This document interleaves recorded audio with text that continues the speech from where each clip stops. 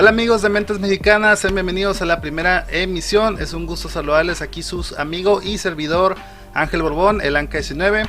Y pues bueno, en esta primera ocasión tenemos a nada más y nada menos que Javier Santana. ¿Cómo está, profe? Muy bien, muy contento y agradecido de que me hayas invitado acá, Ángel, y pues vamos a platicar, por supuesto. Muy bien. Como ya les comenté anteriormente, la finalidad de este proyecto pues es más que nada mostrar los talentos que tenemos aquí en la localidad de Cajeme y pues con el tiempo de Sonora y de México. Entonces voy a iniciar con una pregunta, con la primera pregunta que tengo para usted, profe. Sí, antes de todo el rollo de diseño, que usted es diseñador, ¿no? Así es. Bueno, primeramente, ¿a qué se dedica actualmente? Bueno, me dedico principalmente lo que me lleva más tiempo, lo que más le dedico tiempo es a la docencia y la investigación. Yo soy profesor investigador en ITSON, en el Instituto Tecnológico de Sonora. Ya llevo casi 10 años, el próximo año estaré cumpliendo 10 años trabajando en la institución. Y bueno, yo estudié la licenciatura en diseño gráfico justamente ahí mismo en la universidad. Y te digo, principalmente me dedico a la docencia. Hago proyectos de diseño. Tenemos un estudio con el cual trabajamos para clientes en proyectos que tienen que ver con diseño gráfico como tal, que tiene que ver con marketing, que tiene que ver con imagen de las marcas, que tiene que ver con estrategia para las marcas. En sí son muchísimas las cosas que hacemos y en las que colaboramos y bueno, es en lo que más me muevo. Ok, yéndose por ese lado de la docencia, también tiene platicar que tiene un doctorado, ¿verdad? En imagen pública, ¿es? ¿Imagen visual? Sí, así es. Después de estudiar la licenciatura en diseño gráfico, yo tenía la inquietud de seguir estudiando, de estudiar una maestría y bueno, actualmente hay mucho más oferta a través de plataformas digitales, desde antes de la pandemia y a partir de la pandemia pues con mayor razón. Uh-huh.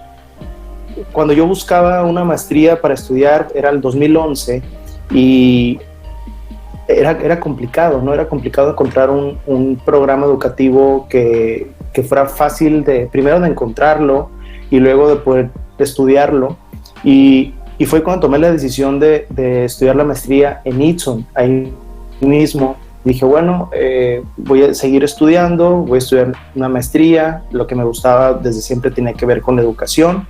Estudié la maestría en educación, capacitación, que tenía que ver con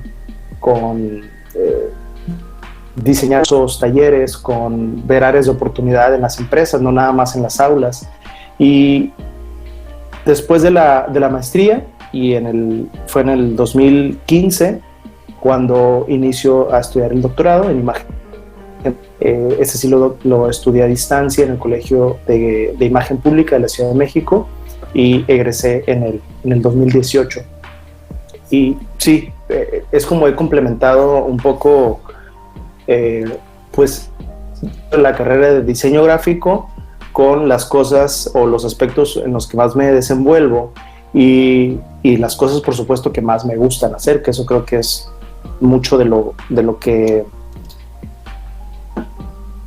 es raro que alguien nos aconseje que nos dediquemos a lo que más nos gusta. Normalmente nos hablan mucho de lo que conviene y de lo que no conviene, de lo que para alguien está bien o de lo que para alguien está mal, o lo que para algunas personas es mejor o peor, pero no siempre nos dicen que nos dediquemos o estudiemos lo que más nos gusta, ¿no? Y bueno, al menos en mi caso sí me siento afortunado en esa parte porque siempre fui aconsejado así y siempre tomé las decisiones bajo esa premisa de estar haciendo lo que disfruto y bueno, aquí andamos con eso.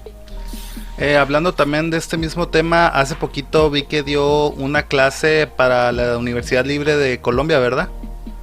Sí, la Universidad Libre de Colombia es una universidad que tiene campus justamente en ese país, en Colombia, tiene campus en diferentes ciudades y a partir de un curso que estaba llevando en ITSON, un curso de capacitación para los docentes, surge la oportunidad de estar trabajando con profesores pares, es como se le llama, es trabajar con profesores de otras universidades. En este caso tenía que ver con trabajo colaborativo internacional. Y trabajando con este profesor, el doctor Rolando Slava, coincidimos en la idea de impartir lo que se le llama clases espejo, en donde yo impartía una clase a algunos de sus grupos y él hacía lo mismo con uno de mis grupos. Él impartió una clase en la materia de mercadotecnia, impartiendo también una en su grupo. De hecho, no son estudiantes de diseño, son estudiantes de administración, pero que llevan principios de marketing, de cierta forma principios de diseño y de imagen. Entonces ahí estuve colaborando, tuve la oportunidad. ¿Y cómo fue esa experiencia estar dando una clase a distancia? Sabemos que ahorita está dando clases en Itson virtual, ¿no? Pero ahora darlo a otro país, ¿cómo fue esa experiencia, profe? La experiencia es muy positiva porque desde un principio cuando puedes colaborar con personas fuera de tu contexto, ¿sí? Y hablando de mi contexto, hablo quizá del mismo Itson, ¿no? O de la ciudad. Incluso a veces cuando das una charla o tienes la oportunidad de recibir a otro profesor que viene de una universidad distinta o de una ciudad distinta, es muy enriquecedor. Ahora, cuando hablamos de tu grupo de otro país, como Colombia, pues al sacarle el mayor provecho te encuentras con muchas cosas positivas, como conocer el contexto de ellos, conocer cómo trabajan, cómo evalúan, cómo aprenden y cómo enseñan.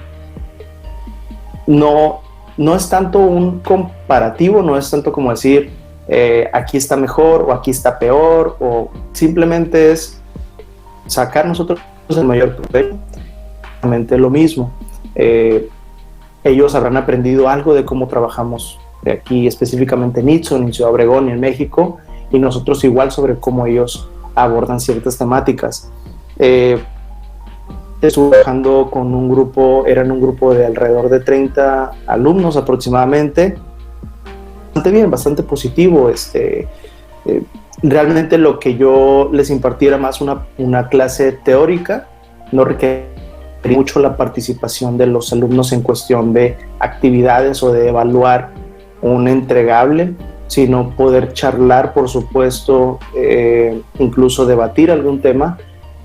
Una experiencia bastante positiva.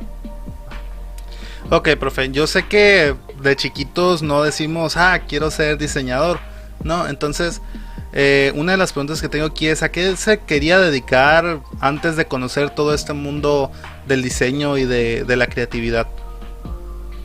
Sí, primero que nada creo que cuando somos pequeñas, hablamos mucho de profesiones que están mucho en el radar de las personas, lo más conocido. Incluso habrá quien diga que quiere ser, no sé, un maestro, bombero, o un maestro, exacto, las profesiones y los oficios más comunes con lo que estamos más acostumbrados a ver. Difícilmente igual te podrá decir ahorita quiero ser mecatrónico o quiero ser técnico, biotecnólogo, me explico. Es una cuestión más de, cuando somos pequeños y pequeñas, es una cuestión más de que conocemos en nuestro entorno, es lo que decimos, elegimos algo. Y lo digo específicamente porque muchas veces nos gustan cosas parecidas a lo que realmente llegamos a hacer, y esto lo asocio completamente con mi caso. Pequeño, decía primero que quería, llegué a decir en algún momento, me lo dicen mis papás, que quería ser payaso, que quería ser un payaso. Yo creo que tiene que ver con la parte de la creatividad, no sé. Tener un poco de más edad, siendo todavía un niño, empiezo a ver lo que hace un arquitecto y es lo que decido decir que es a lo que me quiero dedicar, ¿no? Uh-huh. Digo, quiero ser arquitecto y quiero construir casas y quiero... en mi mente era diseñar espacios y que se levantaran y que pudieran o sea, vaya, desde pequeño ya andaba como que en esos rollos de todo, pues de cierta manera las carreras creativas, ¿no? Que se le llaman arquitectura, mecatrónica, diseño. Sí, exactamente. Y es lo que te digo en cuestión de que y si siendo niños conocemos que existe algo que se le llama diseño y vemos que nos gusta, alguien podrá levantar la mano, un niño, una niña, y decir quiero ser diseñador, quiero ser diseñadora, pero cuando no lo conocemos, bueno, lo asociamos con lo más parecido. Y siempre dije que quería ser arquitecto, estando en la primaria, secundaria, en la prepa, y efectivamente entré a arquitectura. Estuve 6 meses nada más, un semestre yo en la carrera de arquitectura, y estando estudiando esa carrera fue cuando veo que mis compañeros tienen amigos que estudian diseño, y yo ya de repente tenía también amigos que estaban estudiando diseño, conocer a grandes rasgos, muy a grandes rasgos, qué era la carrera, y digo, eso es lo que realmente me gusta a mí. Y empiezo a descubrir cosas que no me gustaban de la arquitectura, y empiezo a ver que lo que me gustaba de la arquitectura tenía que ver con creatividad y con tener ideas y generar soluciones, y me doy cuenta, afortunadamente me doy cuenta a tiempo de que eso lo iba a encontrar, lo que a mí me gustaba más, lo iba a encontrar más en la carrera de diseño que en la de arquitectura, no por las carreras. ¿Y qué fue eso que le enamoró del diseño? Lo primero que yo conocí, que realmente tuve la oportunidad de estar el primer semestre de arquitectura y después entrar a diseño y comparar qué hacíamos en el primer semestre de arquitectura, primer semestre, segundo semestre de diseño, y era bastante similar.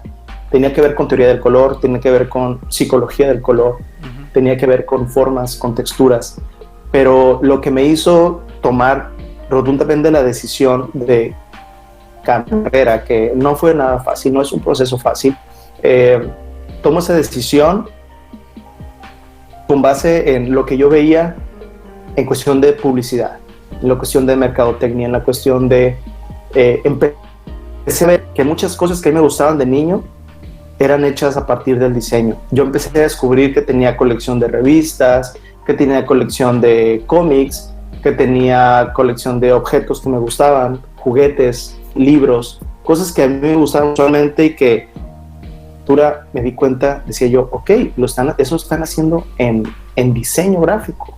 Resulta que me platican que hay una materia de mercadotecnia, resulta que me platican que hay una materia en donde hacen logotipos y en donde hacen revistas, en donde están diseñando páginas web y en donde tienen que dar solución a ciertas problemáticas. Y es cuando digo, eso es lo que me gusta a mí. Sí me gustaba mucho la arquitectura, me sigue gustando, soy apasionado de ver arquitectura, pero me di cuenta que mi perfil era para desarrollar diseño, no para ser un arquitecto. ¿Y tuvo alguna dificultad al momento de estudiar la carrera? Tal vez algún impedimento económico, de familia, algún problema por el estilo. Afortunadamente no. Afortunadamente mis papás siempre me han apoyado en el hecho de estudiar lo que a mí me gustara, que era lo que mencionaba al inicio. Por supuesto que siempre han habido consejos sobre analizar las opciones, sobre todo cuando yo iba a entrar a la carrera y cuando hice el cambio de carrera.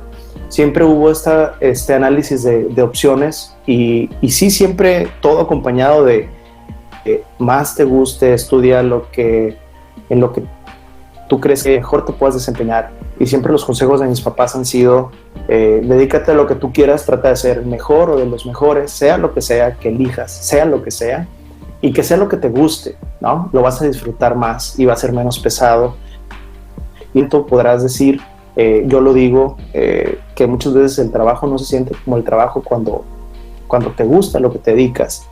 Y dificultades, bueno, la dificultad implícita que va en el momento de carrera son dificultades en el sentido o en el aspecto emocional. Le sucede, creo, a la mayoría de los que en algún momento nos hemos cambiado de carrera, que son muchísimos casos. Muchas veces cuando hay alumnos o alumnas que me cuentan que están en el proceso de cambiarse o que se van a cambiar, pues siento la obligación de dar un buen consejo, ¿no? Y de tranquilizar un poco esas emociones, porque causa muchísima incertidumbre. Tienes por ahí de 18 años, 19 a lo mucho, a veces 17 cuando tomas estas decisiones.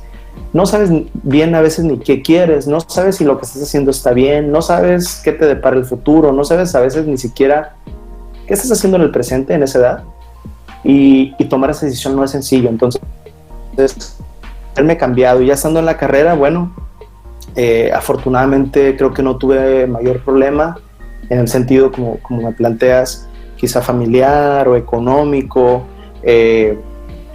no, debido a que creo que la misma creatividad hacía que resolviera las cosas de alguna forma.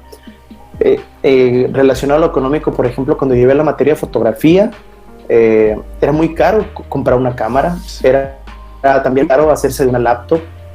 Ahora es mucho más común, yo veo alumnos de primer semestre que ya llegan con su laptop, veo a veces estudiantes de preparatoria que ya tienen su computadora y sin ningún problema, pero si esto lo llevamos a cuando hice la carrera, 2004 estaba en arquitectura, 2005 entro a diseño y era mucho más complejo. Entonces yo de entrada no tuve una cámara para estudiar la materia de fotografía, era una cámara que me prestaron y la compartíamos aparte, ¿no?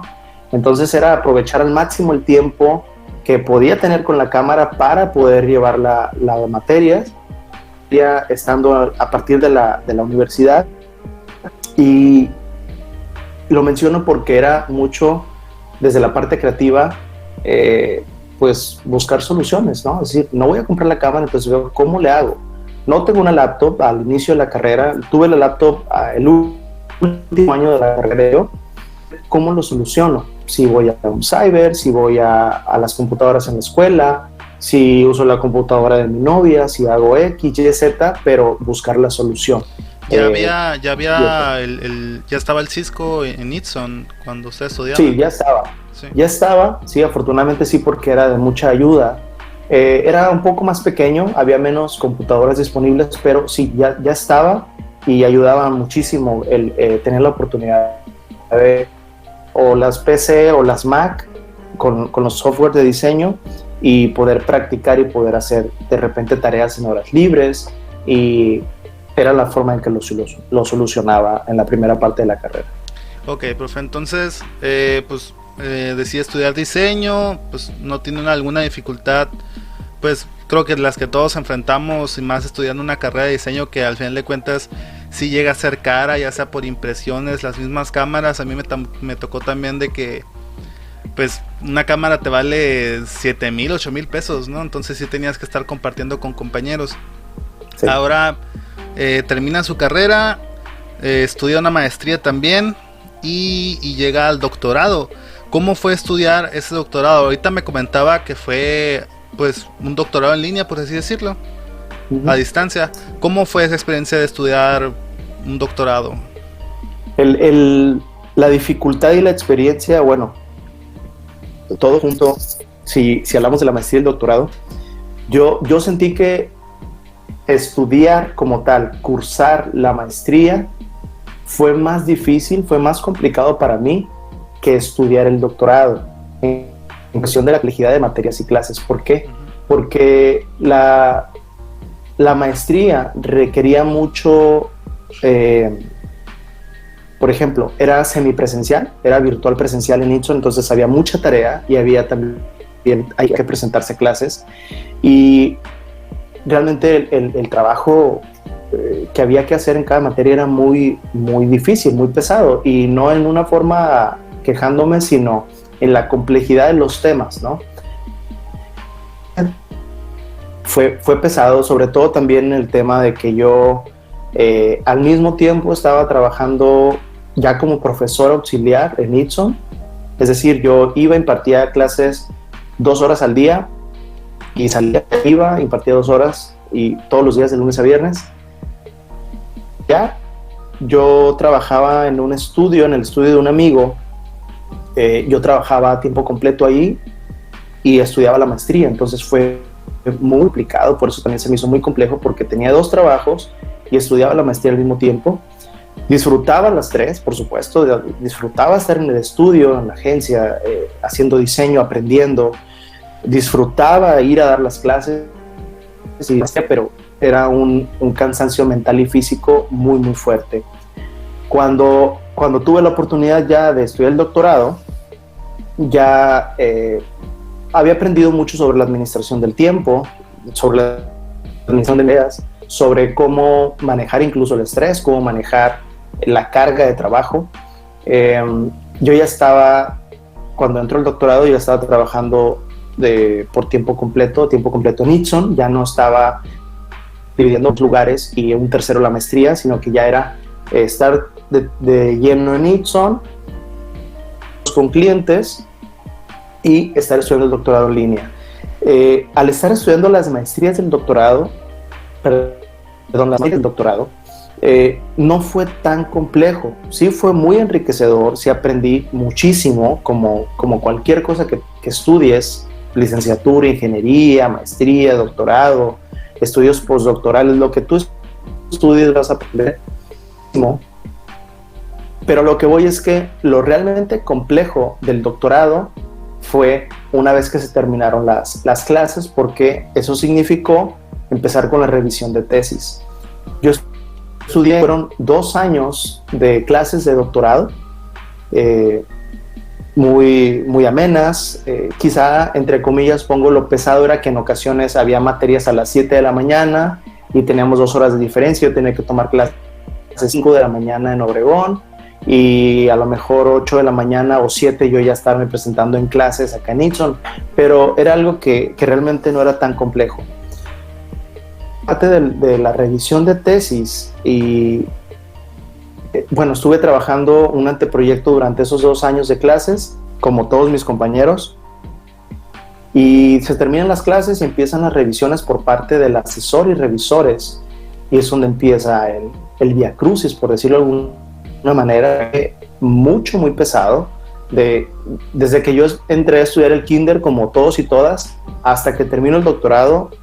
Lo más atormentante y lo más difícil ha sido sin duda la tesis doctoral. Eso ha sido el trabajo que me ha tocado en mi vida como estudiante, porque así es, así requiere ser, ¿no? Y a quien tú le preguntes qué estudió un doctorado, el 90% quizá te va a decir que es muy complejo, porque cuando estudias un doctorado, un nivel doctoral habla de investigación.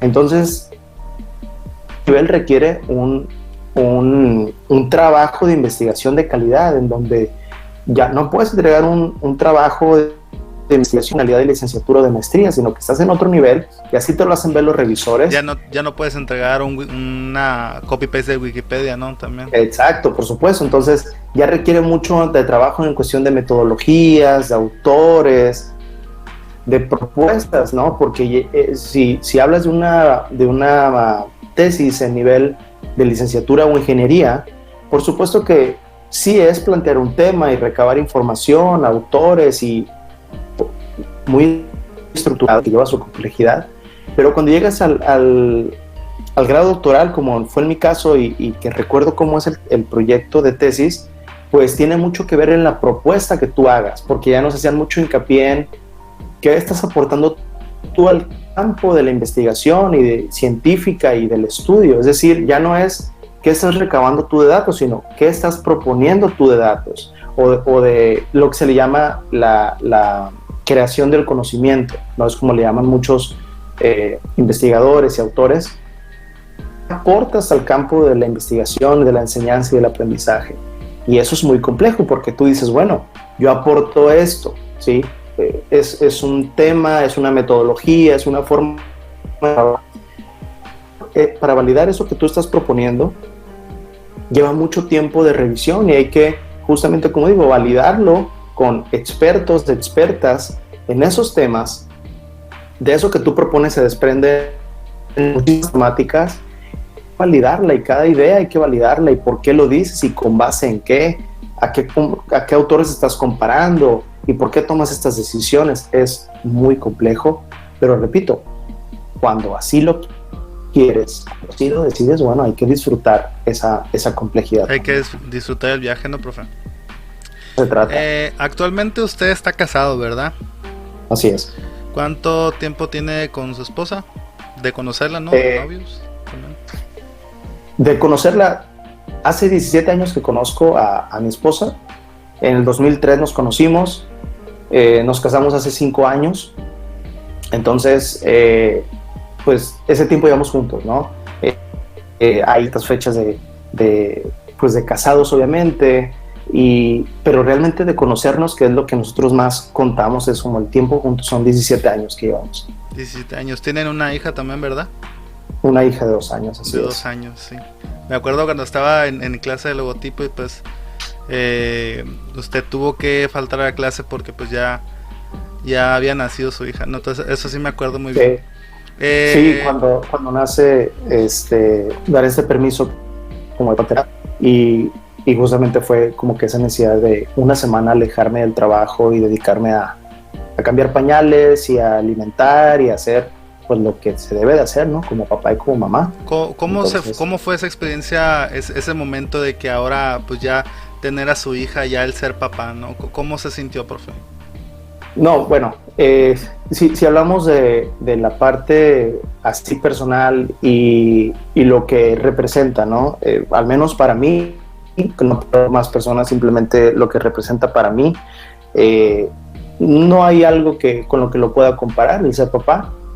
No que se le acerque ni al sentimiento, ni a la responsabilidad, ni al gusto, ni al placer, pero ya acercándolo quizás a la parte laboral y el ser papá, y como dices, cuando nace mi hija es alejarme una semana del trabajo y quizás eso sea lo de menos, el haberme alejado una semana, porque inicia una responsabilidad que es pues obviamente para toda la vida, y ahí es cuando empiezas a tomarle valor y tomar conciencia mucho del tiempo, ¿no? El tiempo que le dedicabas a veces a otras cosas, y que o a veces el cómo no tenía conciencia del tiempo, ¿no? Y que dices, ¿cómo es que ahora hago tantas cosas, ¿no? En este lapso de tiempo, y antes yo sentía que el día se me iba en nada, y antes no sé, dormía tantas horas y ahora duermo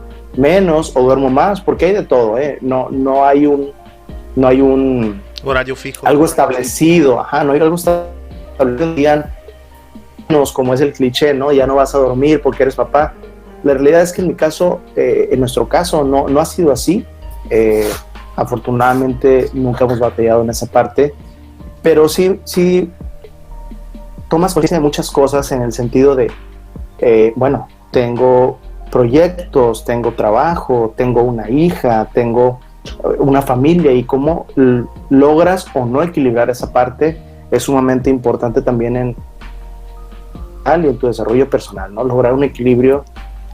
Yo mencionaba ahorita a lo que me enfrenté en la maestría, por ejemplo, en esto de tener 2 trabajos, estudiar y dormir mal y levantarte temprano y seguir con una rutina, y afortunadamente creo que desde que nació mi hija hemos logrado equilibrar las cosas, a decir, hay trabajo, o en este momento es familia, y en este momento un poco de las dos, y sobre todo ahora con la parte virtual, el estar trabajando desde casa tiene muchísimas ventajas y también lleva muchísimas complejidades, ¿no? Porque yo he escuchado muchos colegas incluso que hablan dicen, yo siento que ahora trabajo más, cuando estoy en mi casa siento que ahora trabajo más porque no tengo un horario ni de salida, y eso lleva consigo el hecho de que a lo mejor 10 de la noche y sigo trabajando, o son 12 de la madrugada y sigo revisando proyectos o sigo dedicando, cuando antes podía decir,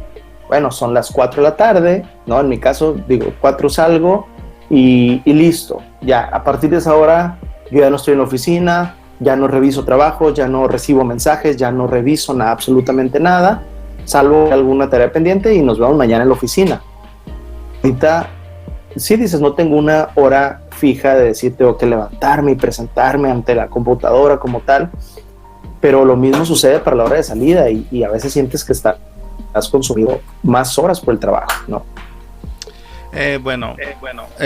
Ahora que me acordaba, su esposa también es maestra Nixon, ¿no? De diseño. Así es.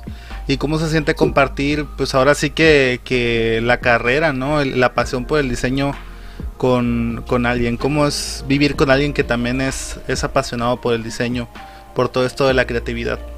Sí, mi esposa es maestra de diseño. Ella igual tuvo la oportunidad de estudiar primero licenciatura, la maestría, el doctorado no en la misma especialidad, pero lo menciono porque el hecho de que hayamos estudiado lo mismo y que, hablando de la carrera, ¿no?, de la licenciatura en diseño gráfico, que nos dediquemos a trabajar en el mismo lugar, porque es la misma universidad, en la misma carrera, que esto tiene que ver más con una forma en cómo, o una mentalidad, una manera en cómo tú abordes la vida en general, o cómo abordes la profesión, porque cuando normalmente lo platicamos o alguien se entera y dicen, ok, los profesores son esposos, ok, normalmente por default está el qué complicado, yo no podría trabajar donde trabaja mi esposa, donde trabaja mi esposo, y oye, qué difícil que se ven todo el día, o qué complicado que tienen que compartir junta, a veces oficina, y a veces hora de comida, y a veces hora de salida, y regresar y a su casa otra vez. Pero más con una cuestión mental sobre cómo abordas las situaciones de la vida, porque creo que en nuestro caso le he sacado el máximo provecho. Lo hemos resuelto de una forma bastante positiva, en donde decimos, eso permite que pues podemos convivir más, permite que comprendamos, o sea, yo comprendo el trabajo, ella comprende el trabajo que tengo yo, ella sabe perfectamente a qué me dedico, qué hago, valora mi trabajo, yo valoro el suyo, sé a qué se dedica, sé qué hace, ella me ayuda con complejidades en mi trabajo, yo le ayudo en el suyo, y podemos complementarnos. Es como tener siempre alguien que te ayude en lo que tú haces, ¿no?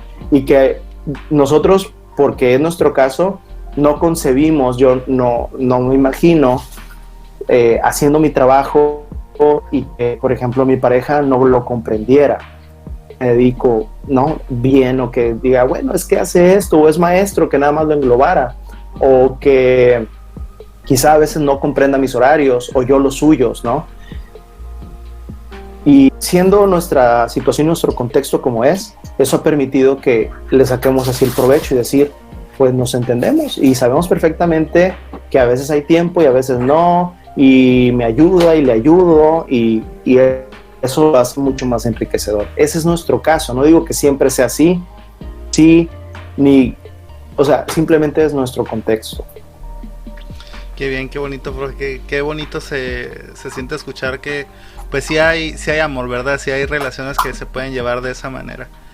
Sí, que se puede hacer, porque normalmente desde el cliché, o a veces desde el mal consejo, o desde, no sé, desde la mala vibra, puede haber consejos en ocasiones que te digan puede, o que no se debe, o que no se te aconseja, o que qué mal, o que qué lástima. Sí, te digo, creo que tiene que ver más de cómo cada quien aborde las situaciones que se le presenten en la vida, porque es ese tema, pero tiene que ver con todo, tiene que ver con si se te cae un vaso y se quiebra, cómo lo vas a tomar, si o te vas a poner a limpiarlo, si te vas a reír de eso.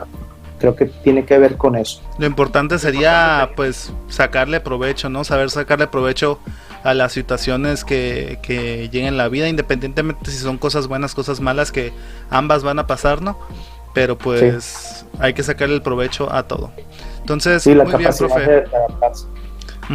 Vamos a pasar ahora con unas preguntitas un poquito más chonchas, un poquito más gorditas, ahora sí en el centro del tema del día de hoy.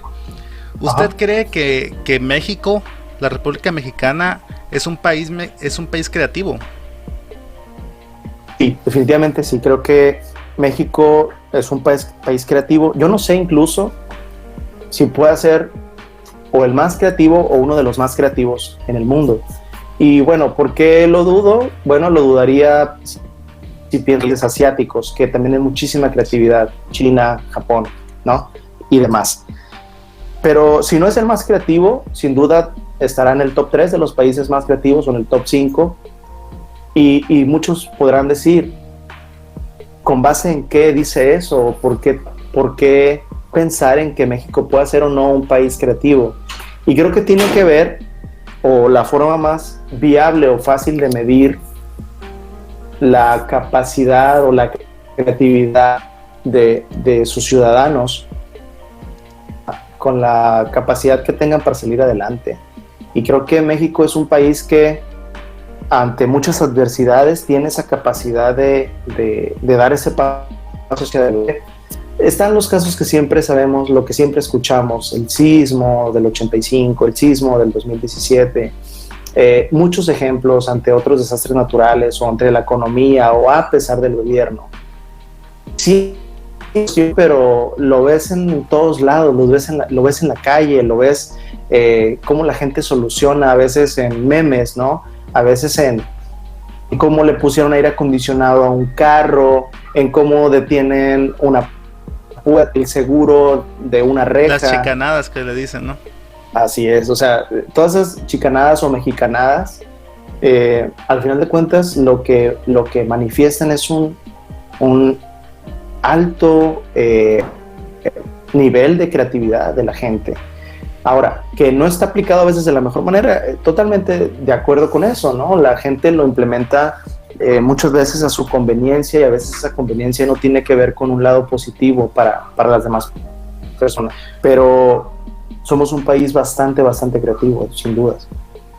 Ahora, hablando un poquito más adentro de México, ¿usted conoce algún estado en particular que usted diga aquí es la mata de la creatividad en México? ¿O cuál sería el estado que usted diga es el que el más creativo, donde salen más cosas, ¿no? Yo creo que sí se podría decir, pero creo que no tiene que ver con que en ese lugar las personas nazcan con mayor creatividad. No tiene que ver con eso. Como en muchos aspectos sí podría ser, ¿no? Personas que pueden nacer con características físicas, mentales, visión de lo que quieren lograr. Sí, a veces geográficamente depende de eso. De la creatividad, y hablando de ciudades o estados, creo que tiene que ver más con personas que se han movido a esos estados o ciudades y como Ciudad de México, si hablamos de Guadalajara, si hablamos de Monterrey, Querétaro, Puebla. Por supuesto que hay ciudades y estados en donde hay más creativos y creativas, ¿no? En donde hay más personas que se dedican a la creatividad, porque hayan nacido ahí y florezcan como tal, sino porque son personas que buscan estos espacios, obviamente, ¿no? En una ciudad más grande habrá más espacios, también habrá más competencia, pero si tú dices, bueno, ¿cuántas agencias creativas hay en el estado de Sonora? ¿Y cuántas agencias creativas hay en Jalisco? Totalmente separados, ¿no? Habrá una diferencia abismal, pero tiene que ver con esto, con que las personas busquen espacios, se muevan, gente que nació en Sonora y se mueva a Ciudad de México, Guadalajara, Monterrey, gente que nació en Monterrey y se mueva a Sonora. Que son las capitales realmente las donde más se da esto, ¿no? Esta emigración que hacen las personas. Creo yo que lo he visto mucho, y no sé usted también, en el tema de los youtubers ahorita, que realmente todos están básicamente en la Ciudad de México, pero les preguntas de dónde son y pues unos son de Oaxaca, otros de Monterrey, otros son de Sinaloa, de Baja California, pero radican ahí en las capitales, vaya, ¿no? Sí, y o sea, tiene mucho que ver esto de las ciudades grandes y las oportunidades que representan o las oportunidades que tienen, en que muchos, hablas de los youtubers, en cómo se mueven a ciudades grandes porque habrá más sobre todo, ¿sí? Simplemente hay cosas que en otras ciudades pequeñas, como si comparas Ciudad de México con Ciudad Obregón y dices, ¿qué oportunidades hay? Y qué plataformas y en dónde me puedo mover o a quién puedo conocer en cuestión de relaciones laborales, es abismal la diferencia. Pero otro punto importante o interesante es cómo tanto la época actual que vivimos, hablando de la virtualidad, hablando de la pandemia, pero también antes de marzo del 20, cómo las plataformas digitales han permitido que mucha gente no necesariamente se tenga que mover, al menos para iniciar algo que le gusta, ¿no? Si alguien dice, yo quiero hacer streaming, yo quiero hacer un podcast, yo quiero hacer X o Y cosas, sobre todo si hablamos de youtubers o todo lo que tiene que ver con streaming, Eh, Creo que la virtualidad, cómo estamos trabajando hoy en día, hablando de diciembre 2020, ha permitido que muchas personas inicien estas colaboraciones y enlaces, lo mismo que estamos haciendo en este momento, ¿no? Uh-huh. Que yo estoy ahorita en una misma ciudad que tú, pero quizá mañana estés entrevistando a alguien que está en otra ciudad, en otro país o en otro continente, y no va a ser ninguna limitante porque ya las herramientas están puestas, ya estaban desde antes, pero a partir de la pandemia han estado más al frente de nosotros y las hemos tomado más en cuenta para ver que no barreras, ¿no? Y bueno, eso ayuda a descentralizar las cosas, por supuesto, el hecho de que estemos trabajando a la distancia. De que todos ahora tengan la posibilidad, no más que nada, de poder ahora sí que crear contenidos, porque antes todo estaba pues en la tele o en la radio, ¿no? Los medios de comunicación grandes o tradicionales que ahora son. Y pues ahora este mismo programa, nosotros aquí hablando con un micrófono conectado a mi computadora, varios de mis compañeros también han estado como que empezando proyectitos ahí. Caballero creo que también tiene su programita ahí de podcast. Que sí, pues a lo mejor le damos aquí el gol, a lo mejor lo pongo en la pantalla porque no me acuerdo bien del podcast. Pero sí, todo esto de la tecnología sí nos están dando muchas oportunidades también, afortunadamente. Entonces, yéndose por este mismo camino, profe, ¿usted cree que Cajeme, bueno, sí, Cajeme es un lugar creativo? Sí, sin duda, sí lo es porque, por ejemplo, Cajeme es un municipio universitario, ¿no? Hay muchísimas universidades. Obviamente Hermosillo, siendo capital, tendrá más universidades y podrá decirlo como tal, pero después de Hermosillo está Cajeme y somos un municipio universitario, hay mucha oferta académica. ¿Y qué tiene que ver eso? Bueno, eso ayuda a que el municipio sea creativo, estudiando, al tener personas que están fomentando su nivel cultural o aumentando su nivel cultural.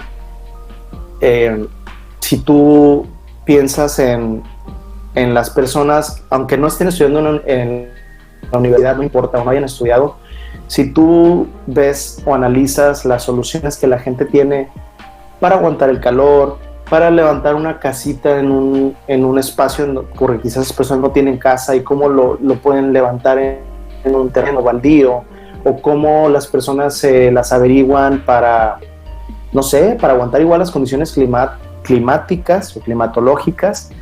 Eso tiene que ver muchísimo con la creatividad, cómo la gente que no tiene un empleo fijo puede salir adelante, cómo se manifiesta de muchas maneras, pero yo en definitiva lo que yo veo en estudiantes, en profesores, en universidades, en empleo, en empresas, es una potencia, por supuesto, que no pero creatividad sí hay, eso queda. Incluso si no tuviéramos creatividad, estando tan lejos del centro del país y teniendo condiciones contrarias a las de una ciudad grande, si no fuéramos creativos y creativas, estaríamos destinados a la perdición, ¿no? Y por el contrario, creo que es una ciudad progresista y va avanzando y va creciendo a su velocidad, pero ahí está. Muy bien, profe. En este mismo tenor de la creatividad, pues ahora sí que el desarrollo creativo en Cajeme, vamos a llevarlo a la República, ¿no? A México. ¿Usted qué cree que es complicado desarrollarse como creativo en un país como México? Porque normalmente, por ejemplo, la carrera de diseño es, no, pues tú vas a hacer hamburguesas, ¿no? O si alguien intenta estudiar artes o cine, dicen, no, pues te vas a morir de hambre, cosas así, ¿no? Siempre salen todas estas carreras a las que se le llaman creativas, siempre las tachan de que o te vas a morir de hambre o vas a terminar en un McDonald's y cosas así. Entonces, ¿usted cree que es complicado desarrollarse como tal en un país como México? ¿Y por qué? Yo respondería, Ángel, que sí y no.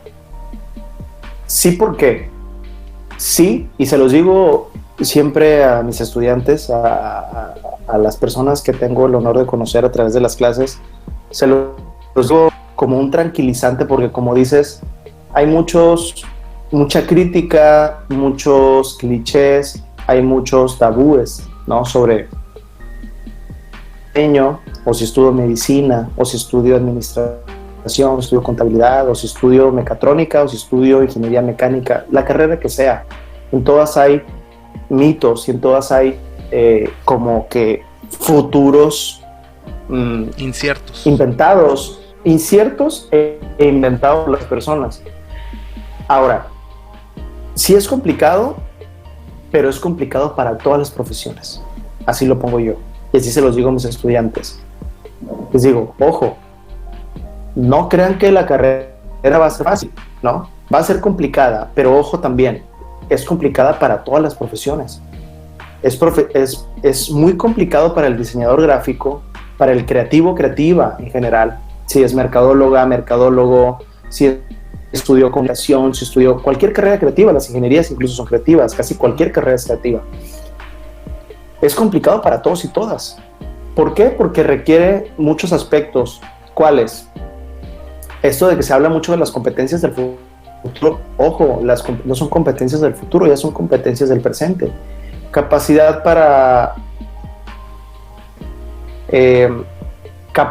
para solucionar problemas, capacidad para relacionarse, capacidad para trabajar en equipo, capacidad para colaborar. Si no tienes esas habilidades, o al menos la disposición para desarrollar esas habilidades, se va haciendo cada vez más complejo. Y no importa si estudiaste la carrera que te dicen todo el mundo es mejor pagada y más fácil para obtener. Si no tienes esas capacidades, no lo vas a lograr, ¿sí? Uh-huh. Conozco médicos o doctores que aunque estudiaron medicina, hablando del poder adquisitivo y del decir tengo un buen trabajo y un buen empleo, conozco médicos y doctoras que no lo tienen, ¿sí? Y a muchos otros que sí lo tienen. Conozco diseñadores que les ha ido muy bien. Conozco diseñadores que les ha ido muy mal. Conozco gente que estudió diseño y que nunca se pudo dedicar a eso. Conozco diseñadores que se dedican a eso hace 15, 17, 20, 30 años y les va muy bien en todos los sentidos, pero con las capacidades que ya mencioné. Que sepan, primero, que les haya gustado lo que hayan estudiado. Si ya te gusta, que sepas moverte en qué sentido, entablar colaboraciones, relacionarte, estar listo y lista para aprovechar oportunidades, ¿sí? Porque muchas veces dicen, no, es que unos le llegan y otros no, llegan para todos, pero toman quienes están preparados y preparadas para aprovechar esas oportunidades. Es como si te dijeran, van a aventar una bolsa llena de oro ahí en medio de la laguna y pues habrá 10 personas, quizás de esas 10, 7 saben nadar y 3 no. Las primeras que quedan descartadas son las que no saben nadar. Y de los 7 que saben nadar, son los primeros que tienen oportunidad para ir por esa bolsa de oro que aventaron ahí en medio de la laguna. De esas 7 resulta 2, además de nadar, porte competitivo. Ok, entonces ya se redujo de esos 7 a 2 que tienen mayor posibilidad. Y resulta que uno o una de esas 2 tiene el récord nacional en natación. Más oportunidad. Ahora, ¿la oportunidad llegó nada más para uno? No, llegó para los 10. Pero uno estaba más preparado. Uno estaba más preparado que los otros 9. Uh-huh. Y eso lo puedes llevar a cualquier carrera y a cualquier contexto. Y lo mismo sucede. Y habrá gente que se queje de que no, es que no hay trabajo, no, es que no hay empleo, no, es que no hay clientes, no, dice como diseñador te vas a morir de hambre. Fue en el baile, o como le va en el baile, ¿no? Y si estás preparado, preparada para las oportunidades, ¿no? Y eso es lo que le digo muchísimo a los estudiantes, porque quiero que así afronten sus estudios y su desarrollo profesional. O sea, es como tú decidas que te vaya, como le eches ganas, así te va a ir. No con personas que digas todas las ganas del mundo, está súper preparado y qué mal le ha ido. No, la verdad es que no. Personas que estén preparadas para oportunidades normalmente les va bien en lo que les gusta y en lo que se dedican a hacer, sea la carrera. Y aterrizándolo a tu pregunta, Ángel, con ser creativo, y no, depende cómo te desempeñes, será difícil o no para cualquier carrera creativa. Y creo que decía ahorita, pensamos que hay carreras que no son creativas. Yo difícilmente creo que una carrera, o sea, no me imagino una carrera en donde no tengas que ser creativo. En cualquiera, si eres veterinario, médico, diseñador, mercadólogo, no importa, se necesita la solución de problemas. Ok, en eso sí concuerdo mucho con usted de que pues al final de cuentas no importa realmente qué carrera estudies, ¿no? Sino cómo tú desarrolles esa carrera, porque al final de cuentas el desarrollo no depende del contexto sino de uno, ¿no? Si uno no le echa ganas, pues simplemente no va a sacar frutos de la misma carrera, ¿no? Así es, completamente. Entonces, ya nada más para terminar, por último, profe, para alguien que esté estudiando, ahora sí que cualquier carrera, como ya lo dejó en claro, porque pues, ya dejó en claro que cualquier carrera pues puede ser creativa. Para alguien que esté estudiando, para alguien que quiera estudiar una maestría, un doctorado, alguien que pues, a lo mejor y no sepa qué estudiar todavía, ¿qué consejo le podría dar? Bien, creo que ahí, Ángel, hay muchas posibilidades, porque hay ocasiones en donde, o sea, hay muchas situaciones que se dan cuando desde que se debe estudiar una carrera universitaria hasta el hecho de cuando ingresas, cuando te gusta lo que ingresaste, cuando no te gusta y te quieres cambiar, cuando no te gusta y si pudiste irte, cuando estás buscando una maestría, un doctorado. Hay muchas situaciones. El primer consejo que daría es el que ya mencioné en relación a lo que más les guste, y al lado contrario sería también, si algo que estás estudiando no te llena, no te gusta, no ves futuro, no te ves ejerciéndolo, tengo que decirlo, déjalo, ¿no? Y no en una zona de confort, no decir déjalo y vete a dormir, o déjalo y vete a acostar a ver una serie, ¿no? Y da el paso hacia donde, o hacia lo que sí te gusta, hacia lo que sea tu pasión, sea lo que sea. Si tu pasión es hacer diseño, o tu pasión es construir robots, tu pasión es ser un gamer, tu pasión es tener un podcast, tu pasión es vender refrescos en la calle, lo que sea tu pasión, dedícate a lo que más te guste. Creo que eso nos cambiaría muchísimo como país. Hay muchísima gente que se dedica a cosas que no le gustan y que no disfrutan. La mayoría de la gente se dedica a cosas que no le gusta o que no eligieron. Y eso tiene que ver con las oportunidades y el haberlos aprovechado. Si sienten la inquietud de cambiarse a una carrera porque otras cosas les gusten más, háganlo. Los invito pensando en que el día de mañana se dedican a lo que disfruten más. Quien esté buscando o esté dudando entre debería estudiar o no una maestría, creo que tiene que ver completamente con los objetivos que cada una tengan. No es para todos, en el sentido de que no es una obligación.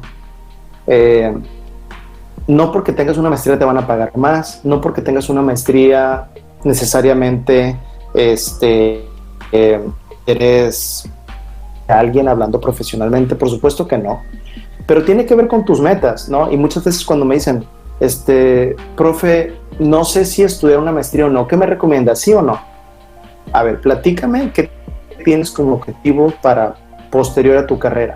No, es que yo me quiero dedicar a A, B, C o D. Para las opciones A y B, definitivamente necesitas una maestría.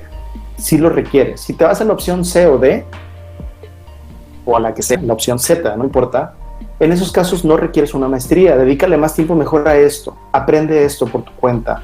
O apréndelo a través de cursos, talleres, lo que sea.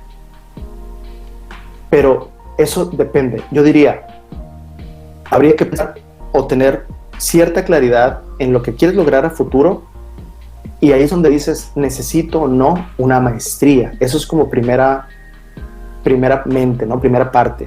Porque yo te decía ahorita lo de la laguna. Yo diría, ok, tu objetivo es llegar ahí por la bolsa y estar ahí unos minutos, o vas a pasar rápido nada más.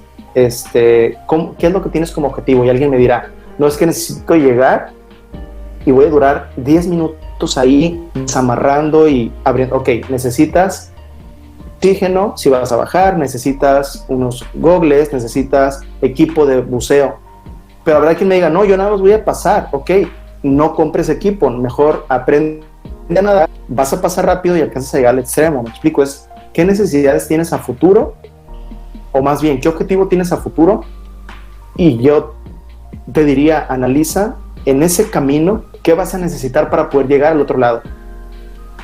Mira, tenemos de creatividad y diseño, hay alumnos que me dicen, o estudiantes egresados, profe, yo quiero estar en una agencia en la Ciudad de México, yo quiero estar en una agencia en Monterrey, yo quiero irme a España a trabajar a una agencia creativa, súper editorial y hacer revistas. Perfecto. ¿Y qué estás haciendo ahora? No, pues es que estoy buscando trabajo en las imprentas de la ciudad. Entonces, tú me estás diciendo que tienes un camino aquí, pero estás yendo hacia otro lado muy distinto. O me preguntan, ¿qué tengo que hacer para llegar ahí? Ok, inicia trabajando, toma experiencia. Quizás en 1 o 2 años busca la posibilidad de estudiar una maestría en editorial, si es lo que más guste, porque si quieres trabajar en una editorial en España, por ejemplo, pues le van a dar valor, ¿sí? Pero también le van a dar valor, o le van a dar valor mayormente a qué has hecho, qué eres capaz de construir. Estuve trabajando quizás en una revista en Obregón, y luego me fui a una revista en Hermosillo, y luego una editorial en Guadalajara, y luego una editorial en la Ciudad de México, y llego con buen portafolio A. Pero si tienes una meta y te va una meta A y tu camino B, ahí ya es donde ya no concuerda. Y es donde no hay correcto o incorrecto, si estudiar o no una maestría, si estudiar o no un doctorado. Para las metas que yo tenía, por ejemplo, hablando de mi caso, ¿por qué estudié un doctorado? Yo tenía metas muy específicas, hablando profesionalmente en lo laboral, que yo requería esencialmente una maestría y un doctorado. Si yo no los hubiera estudiado, yo no hubiera alcanzado esas metas. Y en las oportunidades, yo tenía que estar listo con una maestría, con un doctorado, y poder aprovechar esas oportunidades. Hubieran pasado ante mí, y yo sin tener esas herramientas ya les hubiera dicho, pues alguien más, nada más a alguna gente se le presenta, no hay oportunidades, no se puede, y el cantar de mucha gente. Pero te digo, aquí se trata de estar preparados. ¿Qué quieres a futuro y qué necesitas llegar allá? ¿Necesitas una escalera, o necesitas una bicicleta, o necesitas un carro, o necesitas subirte al tren, o necesitas aprender a nadar para llegar a tus objetivos? Eso sería el consejo, ¿no? El analizar y no tomar decisiones ni por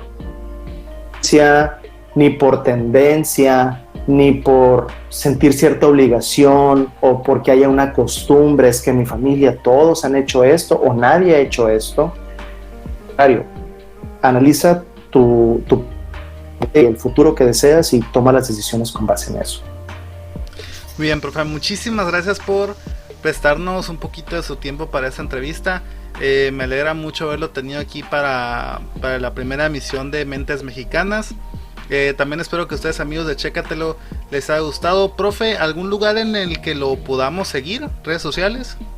Sí, primero agradecerte, Ángel, la invitación. Me parece muy bueno, me parece maravilloso que estén con este proyecto, que estés tú en este proyecto. Sé que te gusta lo que te dedicas, lo disfrutas, lo haces muy bien, y si es el episodio 1, que vengan 1000 episodios más, y que al rato hablemos de muchos creativos y creativas que aparezcan por aquí platicando y enriqueciendo a la comunidad. Eso me parece buenísimo. Sí, me pueden seguir, me encuentran, si buscan Javier Santana MX, en Instagram, en Twitter, en cualquier red. Bueno, Instagram, Twitter, Facebook, cualquier red, porque si me buscan quizá en TikTok no les voy a aparecer bailando. No uso TikTok, al menos no para subir contenido. Espérese que su hija agarre camino, su hija, y ya va a empezar a hacer sí, TikToks también. Ahí sí voy a empezar a grabar y hacer estos trends o challenge. No, principalmente en Instagram y Twitter o Facebook me encuentran, si me buscan como Javier Santana MX, ahí me pueden seguir, y ante cualquier duda o consejo que yo pueda darle a quien sea, con mucho gusto trataré de dar el mejor tip o consejo con base en lo poco que podré decirle, ¿no? Muy bien. Pues muchísimas gracias a todos los amigos de Chécatelo y nos vemos en el siguiente capítulo de Mentes Mexicanas, porque ser mexicano ahora es sinónimo de creatividad.